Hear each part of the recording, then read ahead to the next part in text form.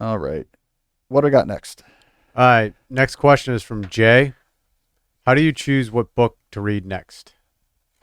Good question, Jay. There's two main ways that books come onto my radar of things I need to read. Uh, it's either functional, so I need it for research. Maybe I'm working on an article or I'm working on a book chapter and I need to read something because I need to know that information. So there's functional ways that things come my uh, onto my list of things to read. Everything else is inspirational. That looks interesting. Let's get that and read that as soon as possible after I get it. So it's sort of like spontaneous or functional or inspirational and functional. So I just looked here. I have four books I've bought. I bought four books in the last week. So I thought I would just go through those and I'll, for each, let you know what the motivation was. These are four books. So hopefully, I'll probably read these all within the next 3 or 4 weeks. That'd be the idea. So I bought First Man by James Hansen. So James, it's a biography of Neil Armstrong. It's because I was watching Damien Chazelle's movie First Man, which by the way is underrated. I think it's a fantastic movie, especially if you can watch it on a good screen with a good sound system. I don't want to geek out about, his use of 16 millimeter film in the cockpits. And there's like a lot of really interesting decisions he makes. It's Ryan Gosling and Claire Foy from The Crown, whatever. So I was watching this movie, which is great. And like, I want to read the book it's based off of. So that was just inspiration. Yeah, let's do this. Karen Armstrong's new book, Sacred Nature. I love Karen Armstrong's work. I talk about the case for God and the history of God a lot on this podcast. She has a new book out about the ways that people have found sacredness in nature throughout history. I mean, of course, I'm on board for that type of thing. I saw that just mentioned in the New Yorker's roundup of the best books of the year so far. Boom, just ordered that. Short book, I'll read it in a few days. Very excited for that. I also bought Super Intelligence by Nick Bostrom. This is an AI ethics type book.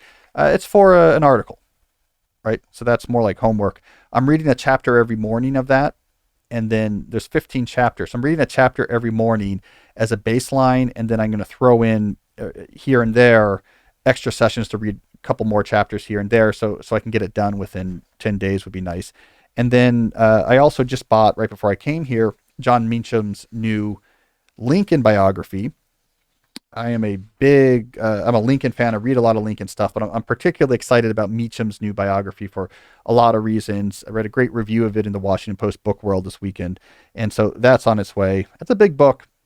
I'll find time to read it. I want to get that done in November if I can as well. So there you go. It's a mix of inspiration and functionality. And if I get inspired, I buy it. I want to get into that book before the inspiration dies down. When you're reading enough, you can get through a lot of books. So on a given month, how many books do you read? Or how many books do you buy? Sorry. I mean, 5. Probably. So last week you bought a lot of your quota, Yeah. essentially. Yeah, I have all I need for the next month. But sometimes sometimes I'm buying books. I'm not going to read the whole thing, but I need like this chapter and that chapter for an article or book research. Like that's worth $25 to me. Yeah. If I can get a good example out of something. But yeah, I bought a lot of my quota in a big burst. And then you take trips to the library too every once in a while too, right? Yeah, and we have little free libraries in my town. They're really big. My town is really big on these little free libraries. They're everywhere. And I get a lot of good books out of those. It's just a take a book, leave a book type system.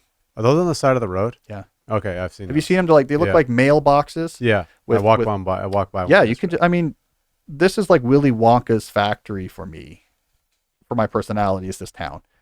It's just wander around and just pick up free books from these like well-educated people's like their professors' little free libraries, and just walk around and just like pick up free books. And when you're done picking up free books, go to like one of our mini coffee shops to just sort of like sit and drink coffee and read. And it's a cool town.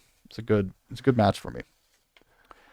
Though I should stop promoting it because we don't want too many more people to move here. It's getting expensive. So yeah, do not move here. Helps your house value though. It does help the house value. It's a cool town. It's quaint. It has a lot of books and good coffee shops. That's all good. Infested with werewolves. So just, caveat emptor. Otherwise, great. Good books, good coffee. You may have your flesh be devoured by a lycanthrope. So you just got to balance that out.